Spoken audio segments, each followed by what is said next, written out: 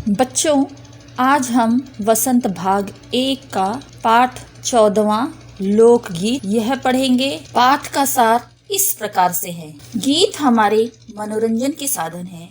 इनमें लोकगीतों का महत्व सबसे अधिक है, क्योंकि यह सीधे जनता का संगीत है जो बिना किसी साधना के त्योहारों और विशेष अवसरों पर गाए जाते हैं। लोकगीत अपनी सोच, ताजगी और लोकप्रियता के कारण शास्त्रीय संगीत से भिन्न होता है। इनकी रचना ग्रामीण जनता ने ही की है। लोकगीत ढोलक, झांझ, करताल आदि ग्रामीण वाद्य यंत्रों की मदद से गाए जाते हैं। ये देशी गीतों के सामने इनको पिछड़ा समझा जाता था। अभी तक इनकी काफी उपेक्षा की जाती थी। लोकगीत कई प्रकार के हैं। जैसे आदिवासियों के लोकगीत बड़े ओजस्वी और सजीव हैं। मध्य प्रदेश, दक्कन, छोटा नागपुर में गोंड खांड, ओराव, मुंडा, भील, संपाल आदि फैले हुए हैं। पहाड़ियों द्वारा गाए जाने वाला गीत जो पहाड़ी कहलाता है, चैता, कजरी, बारहमासा, सावन आदि मिर्जापुर, बनारस और पूर्वी उत्तर प्रदेश तथा पश्चिमी बिहार में पाए जाते हैं। बाउल और भतियाली बंगाल के लोकगीत, हीर रांझा, सोहनी, महिवाल, माहिया ये पंजाब का लोकगीत है। राजस्थान में ढोला मारू है। ये गीत सीधे मर्म को छू लेते हैं। ये सभी गीत गांवों और इलाकों की बोलियों में गाए जाते हैं। इनकी भाषा सरल होती है।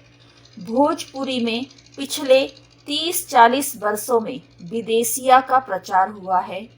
गाने वालों के अनेक समूह इन्हें गाते हुए गांवों में फिरते हैं। जंगल की जातियों आदि के भी दल गीत होते हैं। ये अधिकतर विरहा में गाए जाते हैं। बुंदेलखंडी में गाए जाने वाले आल्हा के गाने बड़े लोकप्रिय है। इनका प्रारंभ चंदेल राजाओं के राजकवि जगनिक से माना जाता है, जिसने आल्हा उदल की वीरता का वर्णन अपने महाकाव्य में किया है। इनको गाने वाले गांव-गांव ढोलक लिए गाते फिरते हैं, जिसमें नट्ट रस्सियों पर खेल करते हुए गाते हैं। लोकगीत हमारे गांव में आज भी बहुत प्रेम से गाए जाते हैं। अपने देश में ज्यादा संख्या स्त्रियों के गीतों की ही है और वे ही इन्हें गाती हैं।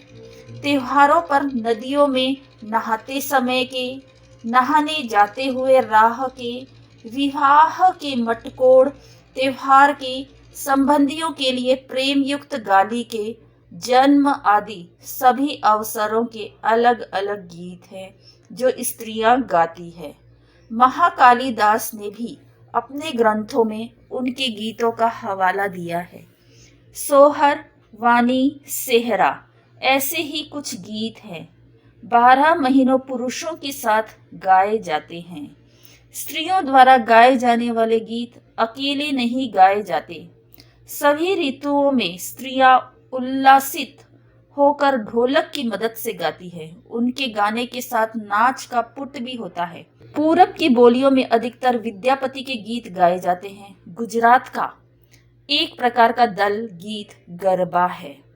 इस प्रकार गांव में गीत के अनंत प्रकार हैं। इन लोक गीत के आलिंगन में ग्रामीण जीवन लहराता है।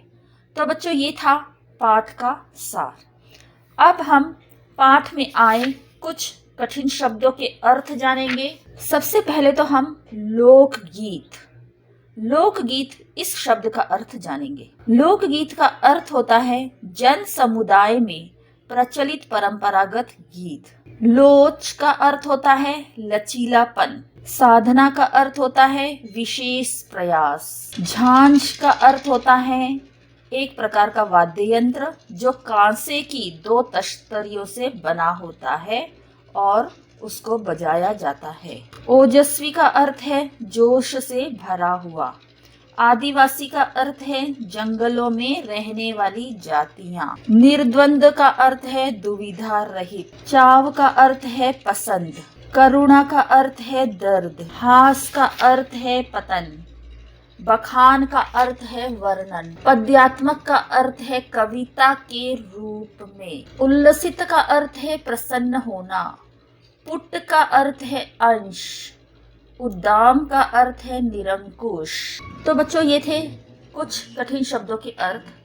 अब हम पाठ में आए प्रश्नों के उत्तर देखेंगे। सबसे पहला प्रश्न है, निबंध में लोकगीतों के किन किन पक्षों की चर्चा की गई है? बिंदुओं के रूप में उन्हें लिखो। उत्तर है, इस निबंध में लोकगीतों के निम्नलिखित पक्षों की चर्चा हुई है। नंबर 1, लोकगीत प्रिय होते हैं।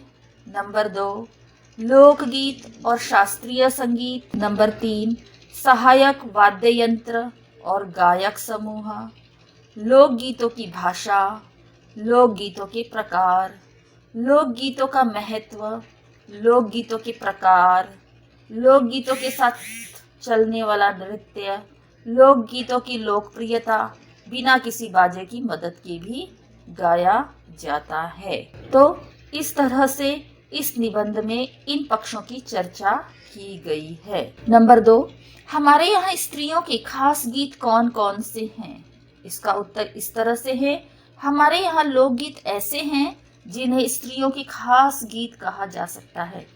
ऐसे गीत में त्योहारों पर नदियों में नहाते समय के नहाने जाने रास्ते के गीत, व्यवहार के अवसर पर गाए जाने वाले गीत, मटकोड़, ज्योनार के संबंधियों के लिए प्रेम युक्त गाली, जन्म आदि के गीत स्त्रियों के गीत है। इसमें अतिरिक्त कजरी, गुजरात का गरबा और ब्रज का रसिया भी स्त्रियों द्वारा गाया जाने वाला गीत है।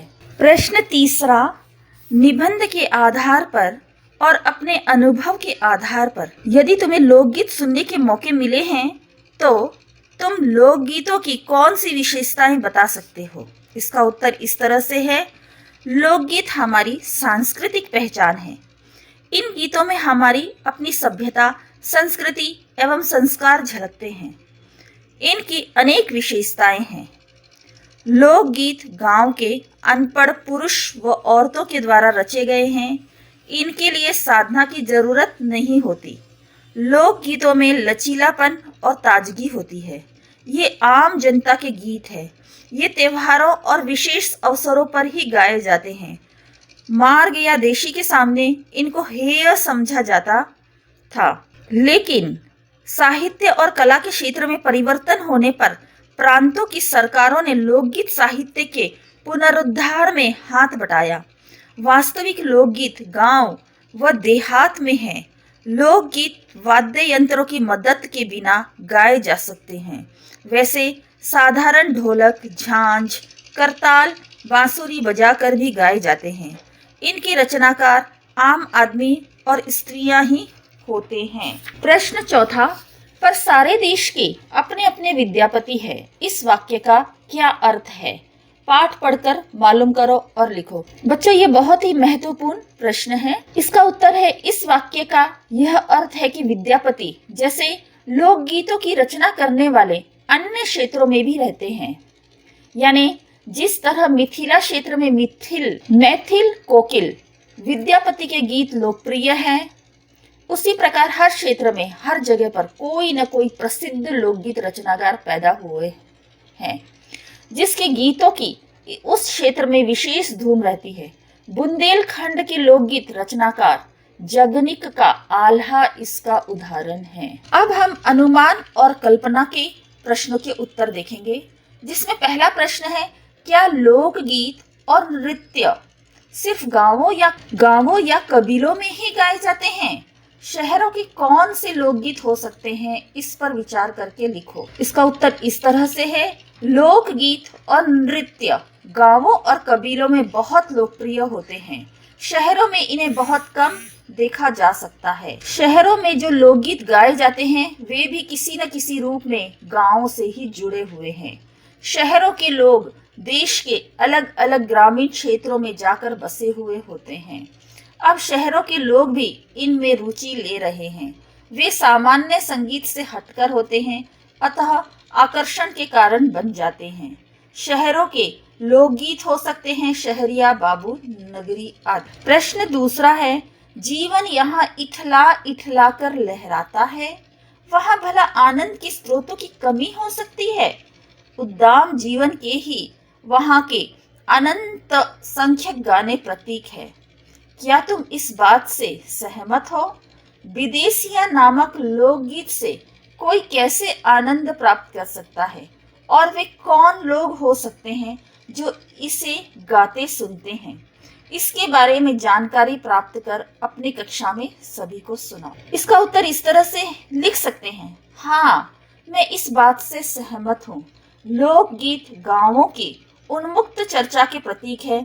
किसी भी लोकगीत से आनंद प्राप्त किया जा सकता है यदि आप वहाँ की बोली से थोड़ा भी परिचित हो। जो लोग भोजपुरी के जानकार हैं, वे विदेशिया लोकगीत को सुनकर आनंद उठा सकते हैं। इन गीतों में रसिक प्रियों और प्रियाओं की बात रहती है। इससे परदेशी प्रेम और करुणा का रस बरसाता है। बच्चों, अब हम भाषा की बात देखेंगे, जिसमें पहला प्रश्न है, लोक शब्द में कुछ जोड़कर जितने शब्द तुम्हें सूझे उनकी सूची बनाओ। इन शब्दों को ध्यान से देखो और समझो कि उनमें अर्थ की दृष्टि से क्या समानता है। इन शब्दों से वाक्य भी बनाओ, जैसे लोक कला। तो लोक कला हमने लोक शब्द जोड़कर बनाया है। अब लोक कला का वाक्य भी बना। तो हम लोग इस तरह से लोक शब्द में अन्य शब्द जोड़कर बनाने हैं और उससे अब हम वाक्य बनाएंगे। तो सबसे पहले हम हित शब्द में लोक जोड़ देंगे, लोक हित हो जाएगा और इसका वाक्य इस तरह से बना सकते हैं, हमारे नेताओं को लोक हित में ध्यान रखकर काम करना चाहिए। फिर है प्रिय शब्द के आगे लोक शब्द लगा देते हैं तो लोकप्रिय। इस तरह से इसका वाक्य भी ऐसा बना सकते हैं कि पंडित जवाहरलाल नेहरू हमारे लोकप्रिय नेता थे। या तो फिर दूसरा वाक्य इस तरह से बना सकते हैं कि राजेश नाम का छात्र पढ़ाई में होनहार होने के कारण वह सभी का लोकप्रिय बना हुआ था। लोक नृत्य ग्रामीण संस्कृति का प्रतीक है। अब हम तंत्र शब्द के आगे लोक लगा देते हैं तो बन जाता है लोकतंत्र। इसका वाक्य इस तरह से बना सकते हैं कि भारत देश में लोकतंत्र की सत्ता है। तो बच्चों, इस तरह से हम और भी कई सारे शब्दों के आगे लोक लगा करके एक शब्द बना सकते हैं, जिससे हमें वाक्य बनाने में आसानी हो सकती है। दूसरा प्रश्न है, 12 मासा गीत में साल के 12 महीनों का वर्णन होता है। नीचे विभिन्न अंकों से जुड़े कुछ शब्द दिए गए हैं, इन्हें पढ़ो और अनुमान लगाओ कि इनका क्या अर्थ है और वह अर्थ क्यों है। इसी सूची में तुम अपने मन से सोचकर भी कुछ शब्द जोड़ सकते हो। अब शब्द दिए हैं, इकतारा, सरपंच, चारपाई, सप्तऋषि, अठन्नी, तिराहा, दोपहर, 6 माई, नवरात्र और चौराहा। तो ये जितने भी शब्द दिए हैं वो अंकों से जुड़े हुए हैं और हमें बताना है कि इसका क्या अर्थ है और वो अर्थ क्यों है, किस तरह से है इसका अर्थ। तो सबसे पहले हम शब्द लेते हैं इकतारा। इकतारा का अर्थ होता है एक तार वाला वाद्य यंत्र। इक यानी एक और तारा यानी तार, तो इकतारा का अर्थ होता है एक तार वाला वाद्य यंत्र। दूसरा शब्द है सरपंच। तो पंच ये संख्या है, अंक है, तो सरपंच पंचों में जो प्रमुख होता है उसे सरपंच कहा जाता है। तिराह, तीसरा शब्द है तिराहा, जहाँ 3 रास्ते मिलते हैं उसको कहते हैं तिराहा। फिर है दोपहर। दोपहर, जहाँ 2 पहर का मिलन होता है उसको कहते हैं दोपहर। फिर है चारपाई, इसमें भी 4 अंक आ गया है, तो 4 पैर वाला यानी 4 पायों वाला, इसीलिए कहा जाता है चारपाई। 6 माही, इसमें भी 6 अंक आ गया है। 6 महीनों में होने वाली, उसको कहा जाता है 6 माही। फिर है सप्त ऋषि, सप्त ये भी अंक आ गया है, सप्त और ऋषि यानी 7 ऋषियों का समूह जो होता है उसको कहते हैं सप्त ऋषि। नवरात्र, नव ये अंक है और रात्र यानी रात, यानी 9 रात्रियों के समूह को कहते हैं नवरात्र। फिर है अठन्नी, अठन्नी में 8 ये भी अंक आ गया है यानी 8 आने का सिक्का, 8 आने का सिक्का। नवरत्न, इसमें भी नव जो है वो अंक आ गया है, तो 9 रत्नों का समूह वो है नवरत्न। फिर है शताब्दी, शत का अर्थ है 100 सालों का समूह उसको कहते हैं शताब्दी। फिर है चतुर्भुज, 4 भुजाओं से घिरी आकृति। तो बच्चों इस तरह से हमने शब्दों में जो अंक जुड़े हुए हैं उससे संबंधित उसका अर्थ भी जान लिया है ना, और जो इसका अर्थ इस तरह से क्यों रखा गया है वह भी आप लोगों को समझ में आ गया होगा।